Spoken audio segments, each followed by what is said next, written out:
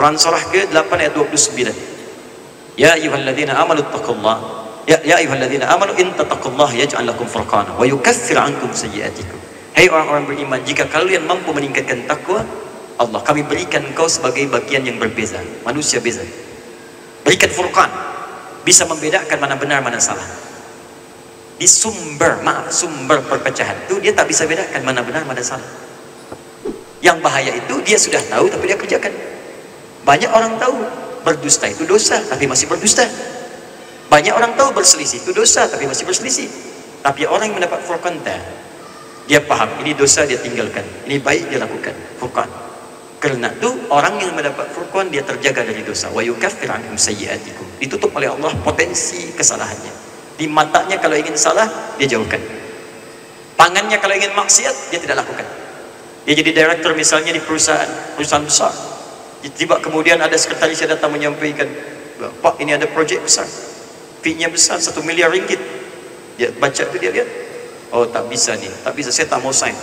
Kali ini maksiat. Pelunjuk orang solat tak akan berbuat maksiat. Perbaiki. Baik Pak, dia balik lagi. Pak ditambah nih fee-nya 2 miliar ringgit. Oh masa? Tunggulah saya istikharah sejenak. Istikharah, Masya Allah. Tak ada istikharah dalam maksiat. Tak ada istikharah dalam maksiat. Dia balikkan selesai, sudah. Tinggalkan. Dia dijaga. Bukan tak bermaksiat, dijaga supaya tidak berbuat maksiat. Setiap akan berbuat maksiat Allah jaga. Karena itu tak ada perselisihan. Coba bisa terbayangkan. Bayangkan oleh kita, Khalid bin Walid pemimpin besar, diberikan misi oleh Umar. Sukses di situ. Hebat dia, dilulukan oleh rakyat. Oh Khalid, Masya Allah. Apa yang dilakukan oleh Umar? Dipecat Khalid. Diberhentikan di jabatan jenderal besar. Turun kau. Apakah Khalid marah? Kuatnya takwa dalam jiwa. Sekalipun kedudukan ditukar, tak ada sedikit pun protes. Apakah datang mencela Umar? Tak. Khalid cuma datang menyampaikan, apakah gerangan sebab? Apa asbabnya? Apa pasal engkau kemudian memberhentikan aku ya Umar?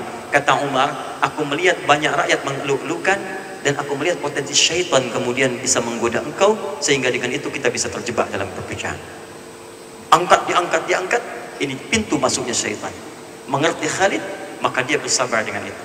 Tak apa, tak ada masalah. Aku akan tetap menjadi prajurit yang membela bangsa dan negara. Khalid. Sekarang baru pindah sikit, sudah marah. Tukar posisi di pekerjaan, sudah gelisah. Kemarin direktur, sekarang manager, protes. Ya, kemarin tinggi, sekarang rendah, berselisih. Sampai kemudian berbuat makar dan sebagainya, sampai berbuat hal-hal yang buruk dalam kehidupan. Hanya karena pekerjaan saling menyakiti. Hanya karena mau ujian ingin dapat predikat yang tinggi, saling kemudian menjahili. Apa pasal? Ini dia. Karena tak tercegah dari perbuatan buruk akibat takwa yang tidak muncul. Maka dari itu disimpulkan di Quran surah ketiga Ali Imran ayat 102 sampai dengan 103. Jika kita ingin i'tisam bihablillah wala tafarraqu, menyatu kerana Allah, tali Allah dengan asbab kitab Allah dan hukumnya, dan tidak terpecah belah, maka dasar pertamanya inilah kalimat yang sering disebutkan oleh Nabi setiap membuka majlis beliau. Apa kalimatnya? Menyitir Quran surah ketiga Ali Imran ayat 102.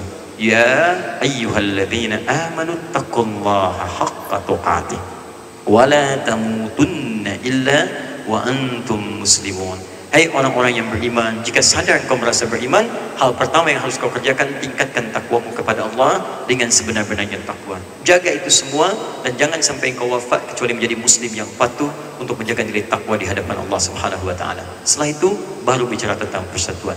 Itulah formula yang paling utama yang bisa menyatukan ummah, dan setelah itu dikerjakan, maka jadilah kita semua bersaudara. Saya ingin mengajak kita semua seperti Nabi SAW persaudarakan Ansar dengan Muhajirin. Maka sila kita bersaudara. Itulah sebabnya kita diminta untuk menunaikan solat berjamaah, datang ke masjid supaya kenal satu dengan yang lain. Jangan sampai ada orang duduk hanya sekedar duduk pulang, tak kenal siapa duduk di sampingnya. Tak. Bahkan Jumaat tu lebih dahsyat lagi, semua orang berkumpul supaya bisa tengok siapa yang duduk di samping dia. Barangkali ada orang sakit tak mampu, dia pergi ke rumah sakit, dia bertemu dengan doktor, diberikan obat di situ. Ada orang yang punya pekerjaan, bertemu dengan orang yang tak ada pekerjaan, pengangguran dia bertemu, diberikan solusi. Bisa berjumpa di situ. Karena itu Jumaat itu solusi. Ini sekarang orang duduk Jumaat datang dengan khutbah, kadang mengantuk, tertidur, solat lantas pulang. Apa yang didapat? Ini yang perlu kita kembangkan. Jangan bicara dulu hal yang tinggi-tinggi, sementara hal yang kita kerjakan setiap hari itu lepas dari makna dan tiada guna dalam kehidupan.